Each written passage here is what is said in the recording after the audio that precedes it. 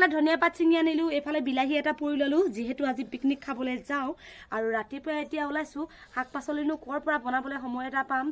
আৰু মোৰ এতিয়া পিকনিক খোৱা ড্ৰেছটো আপোনালোকৰ কেনেকুৱা লাগিছে জনাব। আৰু এইফালে এতিয়া চশমাও পিন্ধি লওঁ আৰু জেকেটো পিন্ধি লওঁ। গৈ আছো বহুত দূৰত এতিয়া পিকনিক খাবলৈ। গুড মৰ্ণিং আপোনালোক সকলোকে। আজি আমি পিকনিকলৈ যাব ওলাইছো। একেবাৰে ভিডিঅ' ক্ৰিয়েটৰ ফটো ৰাখিছনে একেলগতে মিলি আজি এসাঁজৰ খাম।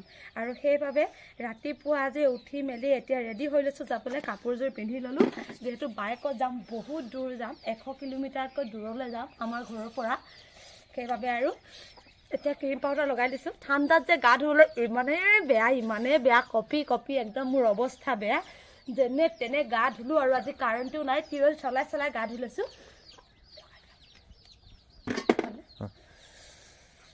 আৰু মোৰ গালত ক্ৰীম অকণমান সানি ল'লোঁ, যিহেতু হেলমেট পিন্ধি যাম, কাণফুলি পিন্ধিবও নোৱাৰোঁ, বহুত বেছি বিষায়। আৰু সেইদিনাখন থ্ৰেডিং কৰিছিলোঁহে, আকৌ চাওক আকৌ ওলালে, আকৌ মানে কৰি আহিব লাগিব। কৰি ল'লে মুখখন বহুত বেছি ধুনীয়া লাগে। তাৰপাছত আৰু মই যিহেতু একোৱে নলগাওঁ, আপোনালোকে জানে, ক্ৰীম অকণমান লগাওঁ আৰু সেন্দুৰ অকণমান লগাম।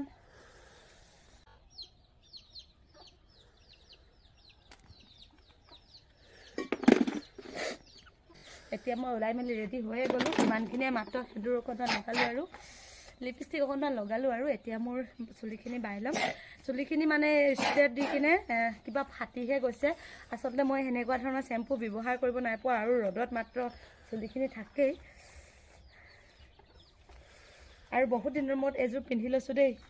বাইকত উঠি যাবলৈ হ'লে মেখেলা চাদৰযোৰ মানে এটা কঁকাল দি বহি গৈ থাকিবলৈ আমনি লাগে, সেইবাবে চুইজাৰযোৰ পিন্ধি ল'লোঁ। কিন্তু ইয়াৰ ওপৰত আকৌ এতিয়া মেখেলা চাদৰ পিন্ধি ল'ম। কেতিয়ানো ড্ৰেছিং এখন ল'বলৈ পাম। এইখনতে সদায় এনেকৈ চায়ে থাকোঁ। বছৰ পাৰ হ'ল, এইখনতে এনেকৈ চায়ে থাকোঁ।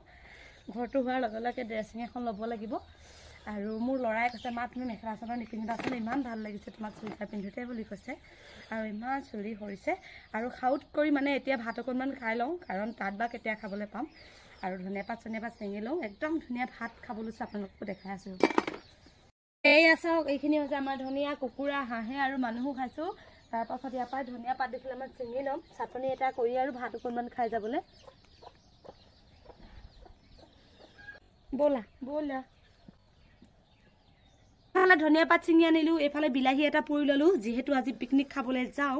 আৰু ৰাতিপুৱা এতিয়া ওলাইছোঁ, শাক পাচলিনো ক'ৰ পৰা বনাবলৈ সময় এটা পাম। চোতাল সাৰিছোঁ, ঘৰ সাৰিছোঁ, বাচন ধুইছোঁ, গা ধুইছোঁ।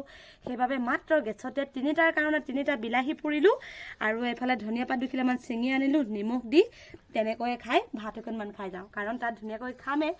আৰু ৰাতিপুৱা সময়কণিত 6টা বজাত মানে 6:30লৈকে মানুহে শুই উঠিবই নোৱাৰে, ঠাণ্ডা যিটো হৈছে। আমি কিন্তু আজি গা পা ধুইও ওলালোঁ আৰু ভাতকেইটা এনেকৈ খাই লওঁ দেই। বহুত ঠাণ্ডা, লগতে মিঠাতেল দি লৈছোঁ। এয়া মিঠাতেল আৰু কেঁচা ঘৰৰ মিঠাতেল, বিলাহী চাটনিৰে ভাত। কৃষ্ণ।